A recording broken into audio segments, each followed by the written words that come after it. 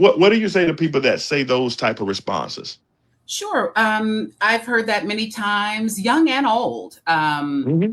Younger generations tend to just exhibit it. They don't always necessarily say it. I've heard some older generations, my demographic, say it as well.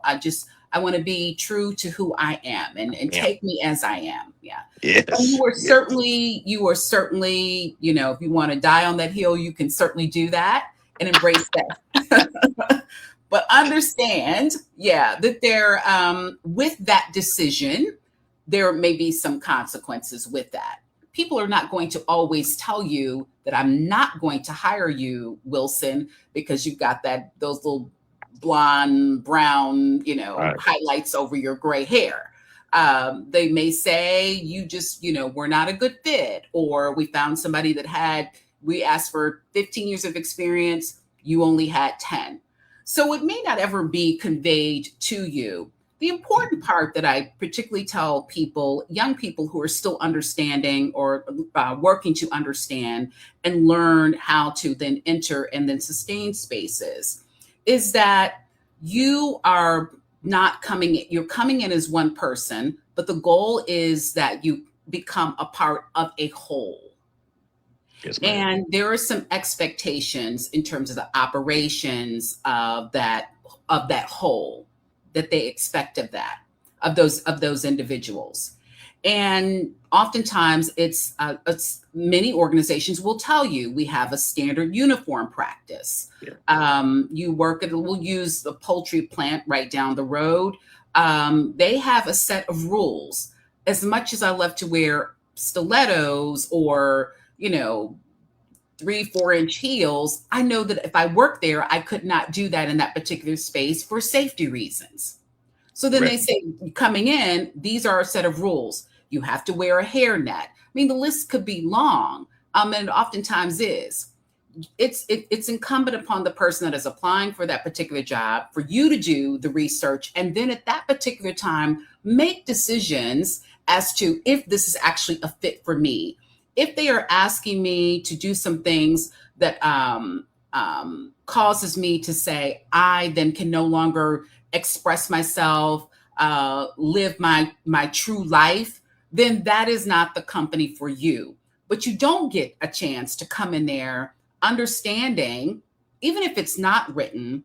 I encourage people to do some research on the organization. Yeah.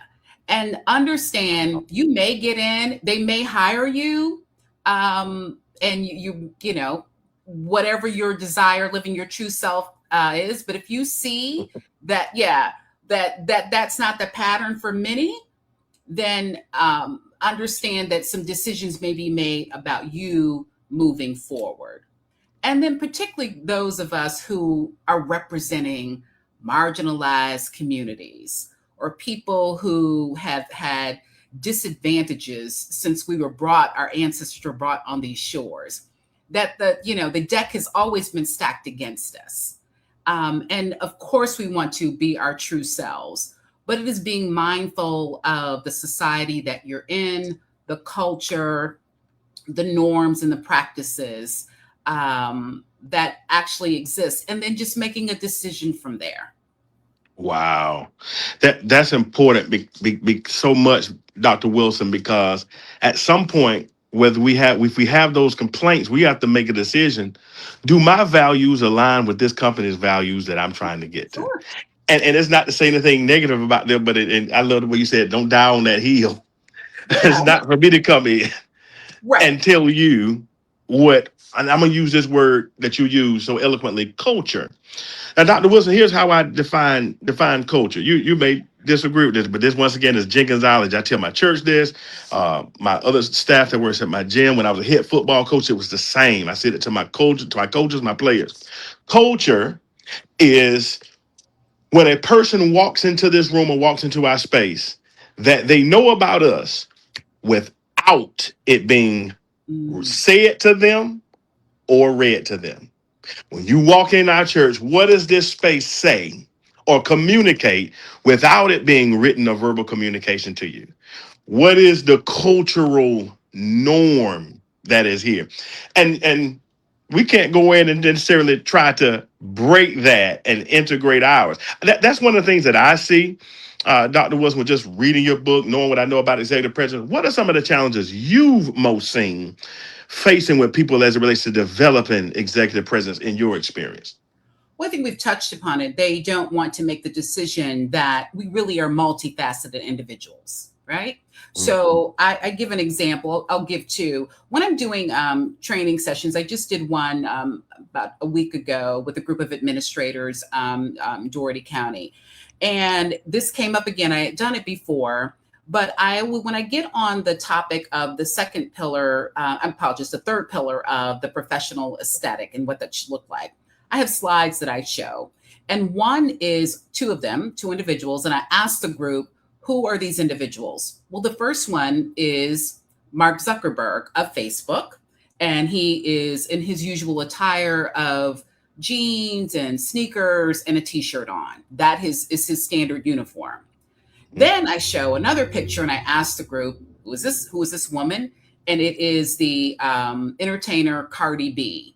She is coiffed from head to toe with green. That is just monochromatic green, green hair, green jacket, all the things. I then switch to another slide and I ask them, who is this gentleman? And many people pause and then they say, it's Mark Zuckerberg. Well, Mark Zuckerberg in this particular picture is wearing a suit and he is very polished. His demeanor, his physical demeanor has changed a little bit. He's very attentive. He's very focused. It's because he's testifying before Congress. So he understood the assignment. My standard uniform may be jeans and sneakers and a t-shirt, but when I go into certain company, when I go into a certain arena, when I walk into Minister Jenkins' church, I know that I should adapt to that culture. So he knew that the jeans and the sneakers were not going to work when testifying before Congress. Same situation. The next slide I show Cardi B, beautifully tailored suit.